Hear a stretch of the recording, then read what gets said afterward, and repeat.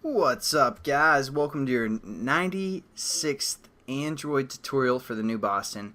And what we're going to do in this tutorial, sorry by the way for ending that last tutorial abruptly, but it was taking too much time, so I just clipped it kind of where I thought it should be clipped.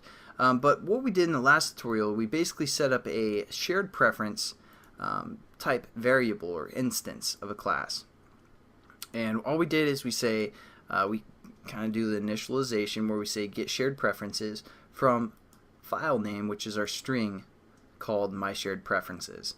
We could have also done, just like my shared preferences here in quotations or something like that, and it would have worked. But what we did is we set up a static variable that won't change, so we're just going to use that. And you'll see that in a lot of examples when you work with data or just examples in general. So what we did is, again, we set up this variable to get the shared preferences of this file name and kind of the default setting, which was 0. Now what we're going to do is we're going to use an editor to kind of edit the information and then save it as well. So we're going to again do that within our save button that we created. And first thing that we have to do is we have to access the editor. So the editor is from the shared preferences class. So we're going to go shared preferences dot, and then you can see some of the things that the shared preferences class has. One of them is an editor, and then we can set up our variable called editor or something like that. This would be the same as just saying, like, let's see here, if we just deleted this and we say import, but since we could import the editor as well, but since we already imported our shared preference class, we can just reference that and then hit dot editor, and it's going to be the same type of thing. And now what we're going to do is we're going to use this editor to get the settings for the most part from our shared preference variable that we set up in the last tutorial. So we're going to say some data, which again is our shared preferences, and we're going to say dot, and then we're going to say edit.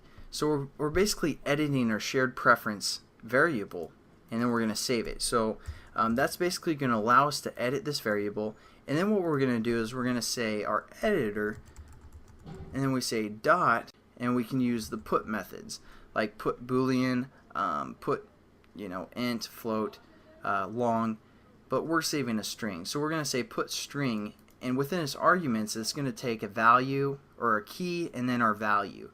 So our key, we can set this up to equal whatever we want that we're going to reference later. So we're going to say something like our string or shared string, something like that. And then we can reference this later because, again, this is the key, and the actual value is going to be from our edit text that we set up again in our last tutorial. That's basically going to convert whatever our edit text is into a string, and that's what we're actually going to save. So we're going to save our string called string data.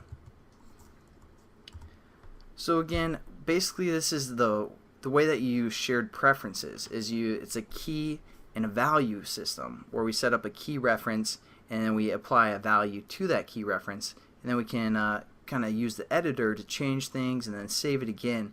And again, the purpose of the shared preference class is just to save like these type of values, strings, booleans, anything that you'd probably consider as a preference, like our on and off check that we used earlier in the series for the music.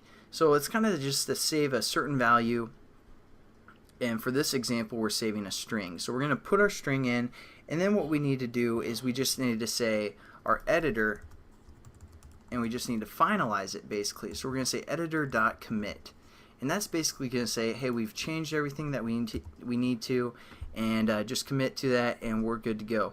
So basically what we've done is we've referenced our string preference. I shouldn't highlight that, but our variable, which was a string preference called some data, and every time we hit save, it's going to create a string for us. It's from the edit text. It's going to convert it to text, and it's going to get the text and it's going to convert it to a string, and then we use this editor variable to reference our shared preference, and then we're going to say, hey, we want to edit something within there, and then we're going to use that editor variable that we set up here to put in a string, and we label the string shared string, and we labeled the actual value of that shared string as, again, our edit text or whatever was within our edit text.